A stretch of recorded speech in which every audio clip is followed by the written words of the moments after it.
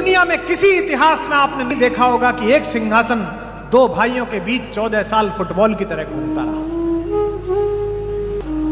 क्योंकि एक परंपरा है जो अपने भाइयों का सर काट देती है, पिता को जेल भेज देती है एक टुच्चे से राज्य के लिए, और एक परंपरा हमारे राघव की है जिसमें एक भाई कहता है कि पिता ने कह दिया तो ये चला जंगल, और दूसरा भाई कहता है कि नहीं, ये भैया का शासन है, इस पर मैं बैठ नहीं सकता, इस पर भैया की चरण पादुकाएं रखी जाए।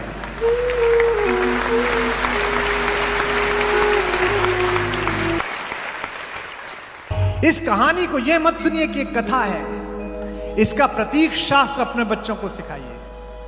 मुझे नोएडा के एक बहुत बड़े बिल्डर हैं, एक दिन उनका फोन आया मेरे पास दूसरी लहर के बाद, कुमार भाई वो जो हमारा सैनिक फार्म में फार्म हाउस है वहां अपने अपने राम कराना है 3 दिन का। 4 वर्षों से सोच रहा था, अब जाके ऐसी स्थिति आई है। तो मुझे लगा बीमार होंगे कुछ घर में परिवार में। मैंने कहा कोई हारी बीमारी? नहीं भाई साहब, एक संकट था वो टल गया, अब मैं निश्चिंत हो गया हूं, अब मैं अपने अपने राम सुनूंगा। मैंने कहा क्या? बोले वो बड़े भाई साहब से जो हमारा मुकदमा चल रहा था ना सोनीपत वाली प्रॉपर्टी का, वो मैं जीत गया हूं। भाई से मुकदमा जीतकर भरत और राम के प्रेम की कहानी सुनना चाहता।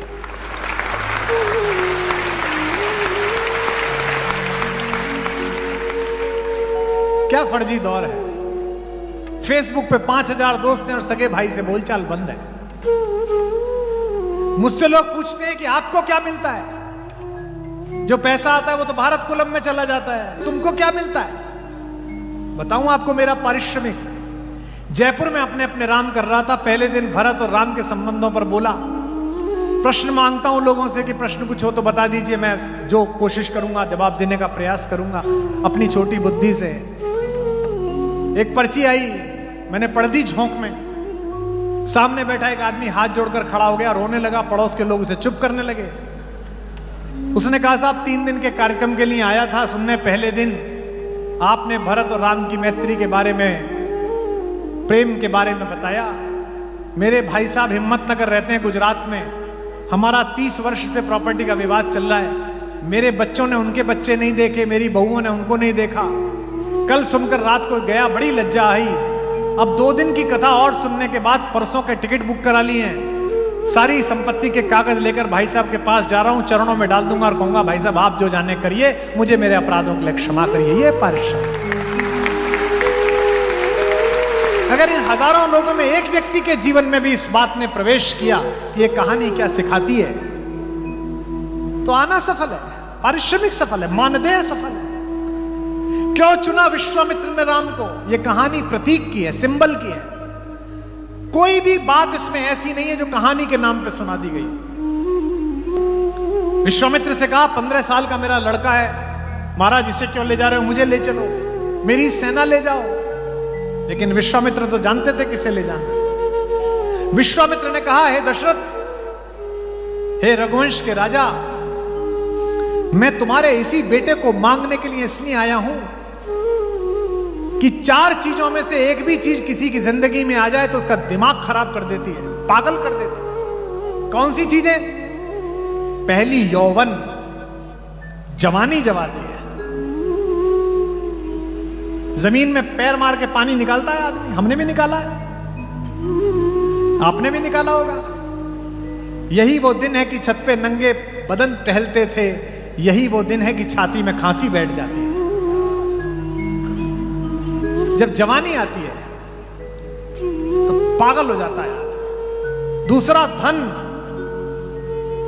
जब पैसा आ जाता है तो आदमी पागल हो जाता है। ये बच्चियां बैठी हैं हमारी बेटियां, ये बहुत ब्रांड के चक्कर में है। लंदन जाओ तो पूरी सेल्फ रेसिडेंसी ही भरी हुई है, यहां प्राडा है, यहां गुची है। लेकिन जो दुनिया का सबसे बड़ा ब्रांड बना उसने कुछ नहीं पहन रखा था, एक वलकल पहन रखा था, चप्पल तक नहीं थी।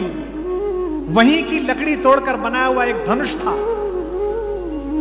जंगल की लकड़ी से बनाए हुए बाण थे, और जिससे लड़ा उसके पास सब कुछ था।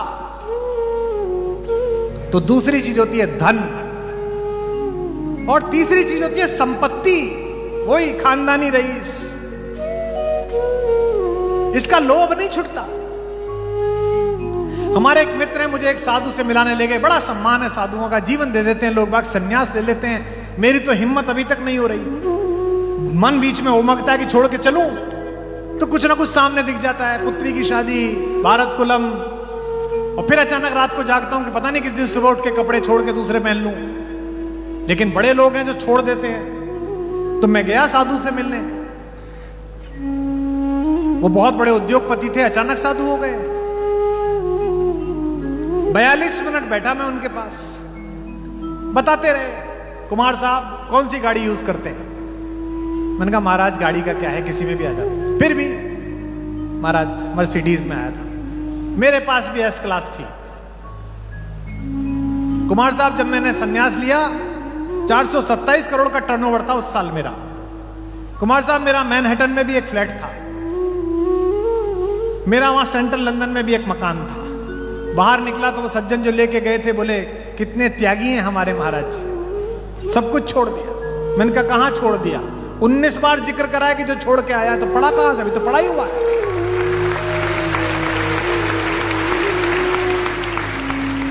जरा सा काम करते हैं धर्म का, जरा सा दान करते हैं, पहले फेसबुक पे लिखते हैं,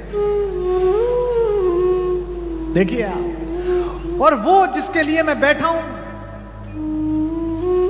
उसके राज्याभिषेक की पहली संध्या में अंधेरे कक्ष में उसके पिता ने बुलाकर कहा कि बेटा एक अनहोनी हो गई है, मैं तेरा अपराधी हूं। रोने लगे दशरथ। आप सबके बच्चे पढ़ने गए होंगे, मेरी भी बेटी पढ़ने गई थी, मैं खुद छोड़ के आया।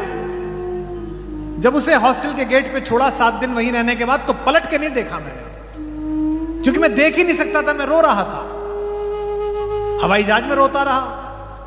शुरुआत के छोटे छोटे फंक्शंस में उसकी याद आती रही, सामान्य बच्चे की, जिसके घर त्रैलोक्य का सबसे सुंदर बच्चा पैदा हुआ, 15 वर्ष की आयु में ऐसा हो। उसे जंगल भेजने की बात करी जाए 18 वर्ष की आयु में, तो पिता का कलेजा कैसा फटा होगा। आध्यात्म रामायण में तो दशरथ यहां तक कहते हैं कि तू सर्वोच्च सेनापति है सेनाओं का, चल मैंने कैकेयी को वचन दे दिया, पर तू एक काम कर, मुझे गिरफ्तार करके जेल में डाल दे, इससे मेरा वचन भी पूरा हो जाएगा, और बेटे तू मेरी आंखों के आगे भी रहे। लक्ष्मण कहते हैं कि पुरुषार्थी बनते हो, कहते हो मैं धर्म की संस्थापना करूंगा, घर में अधर्म हो रहा है, ये क्यों लटकाए घूम रहे हो, धनुष को उठाओ। क्या अद्भुत बात कही है मेरे राघव ने, मेरे राम ने। मैं सोचकर रोता हूं इसे। कहते हैं सौमित्र, लक्ष्मण किस पर धनुष उठाऊं?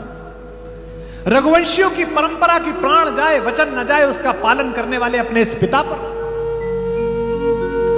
और अगली बात राम का चरित्र बताती है, या पाप भी जिसके अस्तित्व की सीमा से बाहर खड़े होकर हाथ जोड़कर पड़ा रहता है, उस अपने नीतिज्ञ छोटे भाई भरत पर बाण उठाऊं, किस पर आ रहा है? दुनिया में किसी इतिहास में आपने नहीं देखा होगा कि एक सिंहासन 2 भाइयों के बीच 14 साल फुटबॉल की तरह घूमता रहा, क्योंकि एक परंपरा है जो अपने भाइयों का सर काट देती है, पिता को जेल भेज देती है एक टुच्चे से राज्य के लिए। और एक परंपरा हमारे राघव की है, जिसमें एक भाई कहता है कि पिता ने कह दिया तो ये चला जंगल, और दूसरा भाई कहता है कि नहीं, ये भैया का शासन है, इस पर मैं बैठ नहीं सकता, इस पर भैया की चरण पादुकाएं रखी जाए।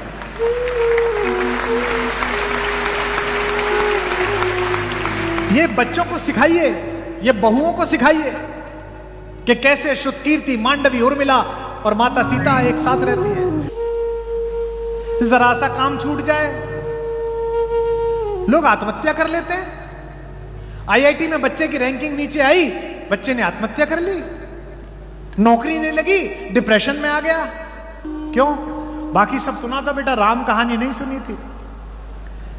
अन्यथा सोच के देखिए, कौशल्या ने बुलाया, बेटा क्या हो गया, शहनाई बंद क्यों हो गई, लोग रो क्यों रहे हैं, तेरा राज्याभिषेक है। तो राम ने यह नहीं कहा कि मां मेरा राज्य छीनकर भरत को दे दिया। राम ने जो बात कही उस पर 1000 सिंहासन कुर्बान किए जा सकते हैं।